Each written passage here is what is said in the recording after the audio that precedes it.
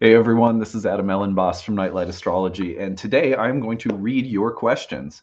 I've been thinking about doing this for a while, but over the years, basically, I get, I don't know, dozens of questions every week through, the YouTube comment section, through through the Nightlight email address, sometimes through, Instagram, and so forth, sometimes Facebook. And it's gotten to a point where I get so many of them that I honestly don't. Sometimes, if it feels really important, I'll take the time to answer. But most of the time, between clients and creating content and classes and students and a family and everything, I don't really have time to answer some really great questions that come through. And so I decided once in a while, I'm just going to throw up an episode where I literally just take five or maybe more questions from the audience that have come in, and especially those that I get repeats of, because then that shows me that, okay, there's there's a number of people in the audience that have this question about me or astrology or whatever. A lot of these are actually in today's episode are very personal, but I have a ton on a list that we're going to be going through, and so I just kind of grouped these together. The ones that I gathered today are ones that felt like they were more personal, and a lot of them come off from some of the changes that I've made in the past year, like leaving the religious tradition I was a part of and stuff like that. But anyway, I thought that these were great questions. They were fun, and that it would make for fun content to occasionally do a Q&A episode. If you ever want to, well, anyway, so that's what we're going to do. More on that in a second. Before we get into it, don't forget to like and subscribe. Share your comments and reflections in the comment section today. I'd love to hear from you guys. You can find a transcript of today's talk, as always, on the website, nightlightastrology.com. When you go over there, be sure to check out all of our readings and courses. And we are having a flash sale that will come through Monday, the 14th, through the 21st of August, where all of my online programs will be on sale for 1 week. So for some of you, you could check that out and save a little bit of money on an upcoming course. One of my online programs, we have new ones starting in the fall and in the winter. So some of those programs are coming up. You might want to jump in and save while you can. So that is, any questions about anything you find on the website, by the way, email us info@nightlightastrology.com. And that's what I wanted to share with you guys. After listening to this today, if you have questions that you would like to include in a future Q&A episode, you can always leave them in the comments section of this episode. You could also email them to us, info@nightlightastrology.com. And we have a little Q&A folder that I keep around. So, I can't guarantee that I'll get to it. It really depends on the question. And obviously, what I like to do, like I said, is aggregate questions that people have that seem to reflect, something that a number of people in the audience are curious about. So, and it could be astrological, it could be, something personal, though I ask that you obviously be discerning and be respectful. But I thought these questions were legitimate, and most of the questions I get from people are so kind and warm and respectful. So I really do appreciate that. Anyway, so here are the questions that I got. Well, some of you may, if you're new to my channel, you may not know that for a number of years I went by acyuta-bhava, which was an initiated name that I received through my participation in the Bhakti yoga community that I was a part of. In leaving that community, there have been a number of questions that have been coming up since then. And so I included a few of those that I thought, I'd seen enough of these questions being asked over and over again that they seemed important. So number one, do you still believe in God? Part of my participation in the Bhakti yoga community was a more overt expression in my content and in my everyday life of, belief in and devotion to God. Now, that is a sort of, in the Bhakti yoga world, we're talking about, in my opinion, a very psychedelic depiction of God through Krishna and Radha, and through many faces and names of God that are like a tapestry. So it's very, the yogic tradition and the way that it relates to God is, to my mind, very rich and magical. And so the answer to that question, just very plainly, is like, yeah, of course I do. But I think that um, you know, in when you're a part of a religious tradition that has very specific philosophies, doctrines, and teachings, and sacred texts, and so forth, you'll end up adopting a very particular set of beliefs about God and about, you know, spiritual practices and so forth. So I no longer feel attached to many of, maybe most of the doctrines that I had encountered in that community. But, you know, I grew up a preacher's kid in a very liberal sort of universalist household. I mean, my dad, you know, read Emerson and taught me how to play Led Zeppelin on guitar and burned incense in our house. And, you know, later in life, um, my father's, you know, faith went through a radical transformation. Some of that was very difficult for me, but I never have let go of the idea of a divine intelligence that permeates all things, a divine being, a personality.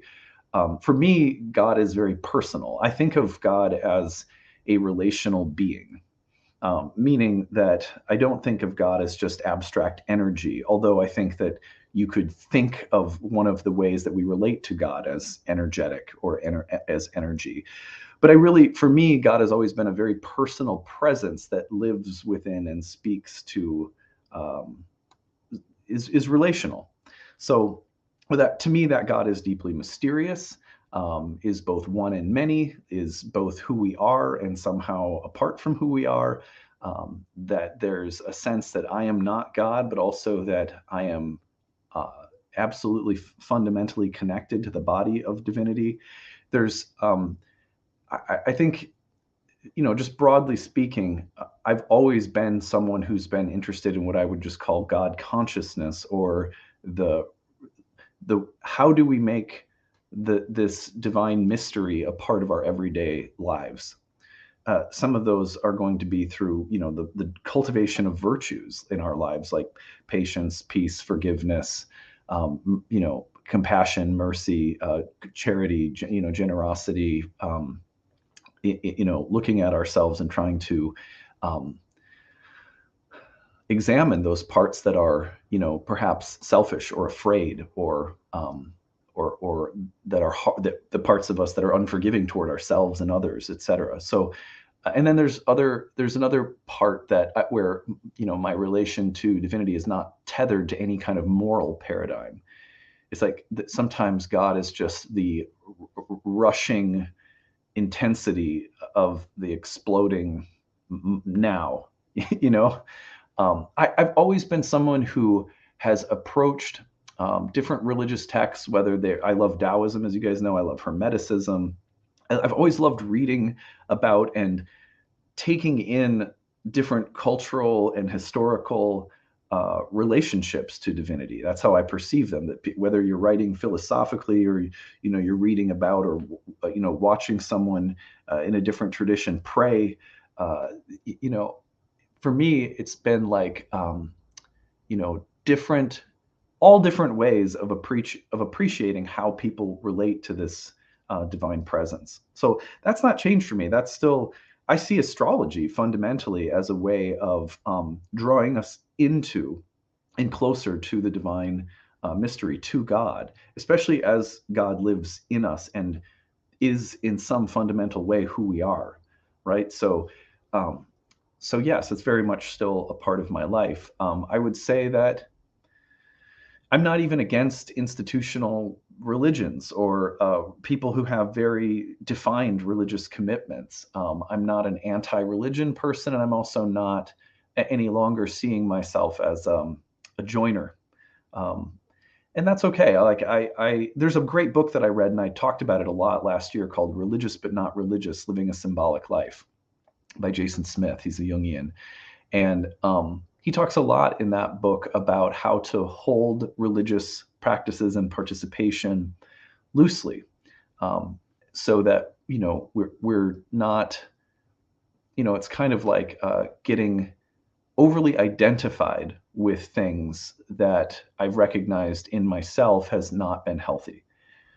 Whether it's been an ayahuasca community, or it's been, you know, the bhakti yoga world or the Christian world when I was younger, as soon as I say, this is who I am, somehow I end up feeling alienated from the divine presence that I was at some point connecting to through that very tradition or set of rituals or philosophies or what have you. So it's there's something about holding things somewhat loosely, that's changed for me dramatically. I had to reflect and look at my the way in which I experienced religion, but that hasn't changed my deepest desire to be close to and devoted to what I experience as the divine. So anyway, I hope that helps. A great question I got a number of times. Number two, what are your beliefs now that you aren't part of your yoga community any longer? And I would say, actually, I think I probably just answered that as well. The main thing that I would say, my main belief is that reality is good and divine in some larger sense that also includes all of the shadowy, complex, and sometimes terrifying or painful elements of reality. That I seek a life that is about reconciling myself to divinity in all experience and all that is.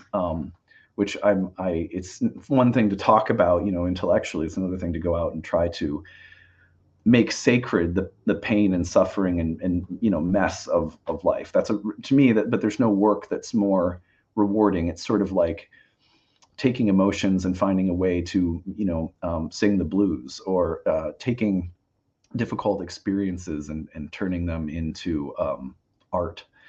I see astrology primarily as a language that is here to help me continue making my life and experience sacred. It's the constant reminder that I'm walking on holy ground, and the planets are teachers and guides. They're constantly pointing me back to the fact that this is not random. You know what I mean? Well, I don't even know if that's the right way of putting it, but that you're living in a meaningful, mysterious universe. It's inviting you in. That you're not sitting on the outside of somehow. You're a part of it. And beyond that, I think my main belief is that I'm here to experience divinity through loving relationships with people, with the subject like astrology that I love, with wife and kids, with family. I see reality as an opportunity for relationship and love, and that sort of, in a basic way, like that's the point.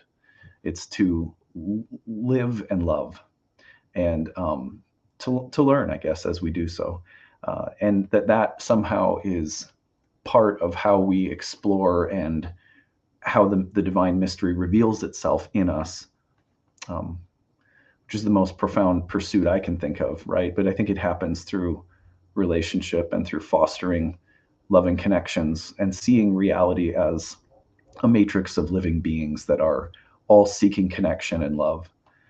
So I don't know. I mean, I wish I could articulate it more than that, but I'm pretty comfortable with that being enough, for now anyway. What do you like most about making daily content? What do you like the least? That's a great question. This one's pretty simple. What do I like the most? It's a creative outlet for me. I went to school. I did an MFA in creative nonfiction writing, studied memoir. So it's an opportunity to marry my love for storytelling alongside of my love of spirituality. I love the way that stories and symbols in astrology come together to constantly pull us deeper into the divine mystery. And I feel like astrology is like the sacred. It's like a union of sacred storytellers. People who are in love with seeing their lives living out through symbols, and that the universe speaks to us and wants a relationship with us through symbols, and that the only way of really capturing that is through the stories that we live and share. And I think that's what brings people together in astrological community. It's like, let me look at my life through the lens of sacred stories and symbols and myths and metaphors. And I don't know, it makes me feel so alive, and I love it. So making daily content is just its own reward, because I get to talk about these subjects with you guys and hear your stories, which I love as well. What do I like the least? It is hard, inspiration comes and goes. When you sit down every day to write or make content, some days the inspiration is there and you feel really like on fire, like, the burning bush is there and it's talking to you. And there are other days where you show up and, that spirit doesn't appear to pour itself out on you. And those can feel like those days are little stretches of time when you're a content creator, daily content creator, can feel like a wandering in the desert, you know? But then, and so those periods are tough. And sometimes they last longer than others. I feel like when Saturn was in my 10th house a couple of years ago, there was a stretch of time where I just, things felt dead for months. I mean, I think I made some good content in there, but I wasn't feeling it, and then it comes back. And so I love that. I actually love that back and forth creatively of like showing up, having the cup full and emptying it out creatively. And then sometimes you show up and like, there's no moisture, there's nothing coming through. And that part's really hard because you have to just show up anyway. And I believe that that is what makes the process so magical and special, is that some days are like that. And as listeners, I think that's what makes it special for subscribers and listeners too, is that you get to go through a process of being, you get really connected to the creative ebb and flow of the channels that you listen to. And if it's daily or regular, you can tell when something new is coming through. And it usually, for astrology, it'll often align with, waves of astrological transits that are coming through that are affecting you personally. And I think it's amazing how you can entrain yourself to a channel or a stream of content, like a content creator. For me, I have like I would say, for example, I love following the work of Richard Tarnas. And when he's on about something, I'll often find that I'm on with him, So I love taking that journey with people. But the hardest part to me are the creative deserts where your feet are burnt, your lips are chapped, there's no water, and you just gotta chop wood and carry water and keep going. And I think that some people might say, well, why don't you just stop? Like if it's not coming, why don't you stop? But that's because the spirit, I think, tests you and gets you ready for new waves of inspiration by virtue of watching you show up and continue to make that sacrifice. I see it as a spiritual practice. Not every day you meditate are you going to feel in the zone, but you show up anyway. And that's what I think I like the least, but also kind of the most. So I don't know, maybe that's a cheat answer. Anyway, thanks for that question. A bunch of you asked that, and I thought that was really good. Now this one, I'm answering because I've gotten it so regularly, and it's been a little frustrating for me, to be honest with you. But also, there's been a lot of people who have asked, I think, authentically wanting to know, like, okay, since about a year ago, your body, your physique, and your voice have changed dramatically. How did that happen so fast? And then a sub question, which sometimes has actually been quite nasty, which would be the accusation that like, oh, you must be taking steroids. So I actually addressed this because it was getting so bad at one point on Instagram that I made a series of videos where I talked about it. So some of you may have caught that there. And I've mentioned it here and there on social media, but I don't think I've ever addressed it in a YouTube video. So I work out 5 days a week, and I was experiencing a variety of really intense symptoms in my body, and went to see my doctor and decided to start taking testosterone replacement. Testosterone replacement therapy, a lot of men are using it nowadays, and women too, actually. And like a lot of people are working with hormone replacement therapies. But at any rate, I found out that my testosterone, while not in the, I don't know what it's called, hypogonadal range, whatever that is, but mine was at the very, very low end of the spectrum. And so I got on a therapeutic regimen of testosterone starting last fall, right as Mars was turning retrograde. Isn't that interesting? And over the course of, I'd say, 6 or 7 months of being on a testosterone replacement therapy, and working out, continuing to work out 5 days a week, I put on a lot of weight. probably 30 pounds of weight, most of which was muscle. Not all, it's like some water and whatever, but I put on about 30 pounds. And part of being on testosterone replacement therapy is that your voice will sometimes change or like drop a register or whatever. So mine did that. I was not expecting it, but I'll tell you more than that. The real reason that I decided to start the therapy were due to a variety of symptoms that I were experiencing that really had nothing to do with my voice or desire to have a deep voice or something like that. Sleep patterns, energy patterns, libido, the issues around energy, motivation, especially sleeping issues that I was having. And I just couldn't figure out exactly what was going on. And so, I have a great doctor, and I think a very open-minded doctor, I would say. And my doctor, we did some hormone testing and decided to try this. And I would say that it's one of the best things I've ever done for myself health-wise. It was really painful for me to watch a significant number of people in both YouTube and social media saying all kinds of really terrible things about me. And I share this because I've gotten this question probably 100 times, in the past year. How did this physical transformation happen? Well, that's how it happened. And I feel like I feel good sharing it on YouTube because I also feel like in case there are men or women listening out there who could benefit from hormone replacement therapy, for some people, after you speak with your doctor and you look over things, you may find that it's really useful. And for me, it has done nothing but improve the quality of my psychological health and my physical health. I'm deeply thankful that this option was there for me, in addition to, all of the things that I take, for example, all the herbs that my wife has used to help me with all different kinds of things. I'm someone who's not like do everything naturally, or I'm someone who's like do everything according to, allopathic medicine.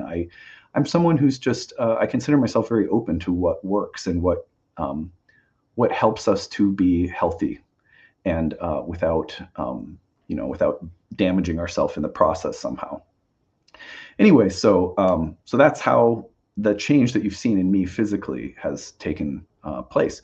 I would say that it was accompanied by the very deep sense that I had in leaving the religious tradition that I was a part of, that it is okay to be in my body. Something that I adopted. I think the religious tradition I was a part of sort of exacerbated this tendency in myself, but it was already there, which is to think that being spiritual means that you don't. There was a way in which being spiritual in my life tended to neglect my physical form, and practices of asceticism and renunciation and very disciplined spiritual practices. Over time, I tended to ignore my physical symptoms and tell myself, well, those are just things that will go away with more spiritual work, that kind of thing.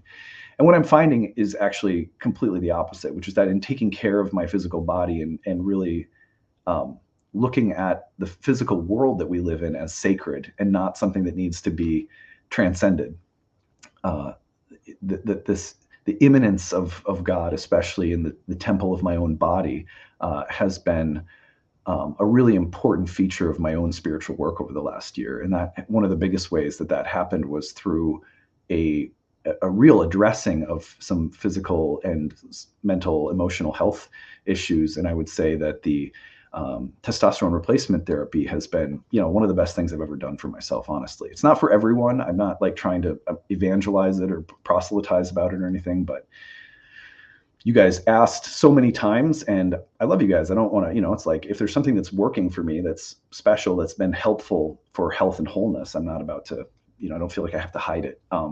Like I would say that one of the things that I like least about podcasting and creating content, if I could go back to that question just for a minute, is that you often have people weighing in on you personally because they see you every day or they hear you every day. And so they think, oh, you don't look so good. And I feel like I just need to be the one to tell you, you don't look good, or you don't feel right, or something must be off with you, or you should drink this herb, or you should take this thing. Or I would say, if I had to put it, like, aside from, like, dry spells in content creation, my least favorite part of podcasting is that sometimes people have very poor boundaries in terms of what they think it's okay to say to you as a person, that they really, you know me on screen, but it's like people don't really know me, and so, I think this one for me is kind of nice to address, just because it's also about addressing a subcategory of very trolling, poor boundaried people who have speculated and accused and been pretty rude to me about the physical changes that have happened that they've observed. Anyway, so number 5 is, this one's kind of fun. What is the best transit you've ever experienced? I would say, honestly, my favorite would be the Uranus to Venus transit that I've recently experienced. But this is recency bias, I guess. I just love it because it's like, I feel like I've told you guys this like 10 times already, but this transit, I had no idea what to expect from it, because since I've been in astrology, like, I haven't had a Uranus Venus square, so I was like, I don't know what to expect. I would say that the most fantastic part about this has been, like, that connection that my wife and I had before our kids were born. That you don't stop loving each other when you have kids. I don't know. You guys know what I'm talking about. I know you do. I know you guys have kids, know what I'm talking about. But the bond between you and a partner really changes once kids are in the picture.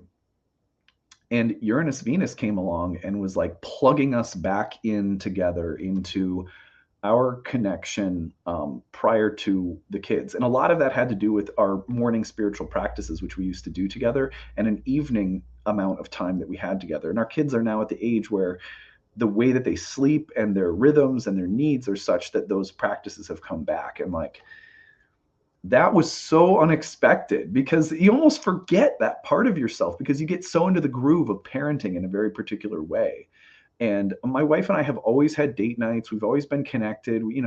We've, like, our connection has always been pretty strong, but it felt like, in a way, it just felt like the intensity of our connection that couldn't be as much of a focus because of children suddenly came roaring back. And it was like, oh my God, it's so nice to feel like we're getting our relationship back in the center a little bit more again. So it's funny because then you have the impulse. As soon as that happens, I don't know if you guys know this impulse, as soon as you're like, you come back together on the same page, and the impulse is like, well, what should we build next?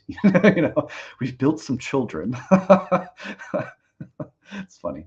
Anyway, I would say Venus Uranus. That's my favorite recently. I've really, really enjoyed this transit, also because of the way it's been awakening within me the creative impulse. That impulse has been gone for a while, also because of kids and parenting. I create every day, but I'm talking about a deeper creative impulse that was there when I wrote my book, that was there when I was, younger and loved to write and play my guitar all the time. There's been, like, the light bulb of creativity, love, romantic connection with Ashley. Like, those things have been turned on so bright, and I've been like, ooh, this is awesome. So, so far so good. I really enjoyed Venus Uranus, but I still have a couple more passes to go. So we'll see. You never know. I'll let you know on the other side. I don't know. I guess other transits I've enjoyed. Pluto on my moon was one of the most difficult transits, but I think one of the most healing. So that was a good one. I mean, that was a deep, heavy one, but, like, whoa, was that very cleansing, very healing. Yeah, I don't know. Those are some recent ones that come to mind. Thank you guys for these questions. I hope you enjoyed listening to this Q&A episode. I thought this would be fun, kind of shake things up, do things a little bit differently. If you ever have any questions you want to throw my way about, we're going to do future episodes where we cover astrology, always, like, frequently asked astrology questions. Email any questions you have for a future episode to info@nightlightastrology.com. I'd love to hear from you guys. Thank you to all of you who have also, by the way, been so supportive. Like, the vast majority of people in comments and questions are so sweet, so affirming, so supportive, so well-boundaried, so respectful. I really do appreciate you guys. All right, that's it for today. Take it easy, everyone. Bye.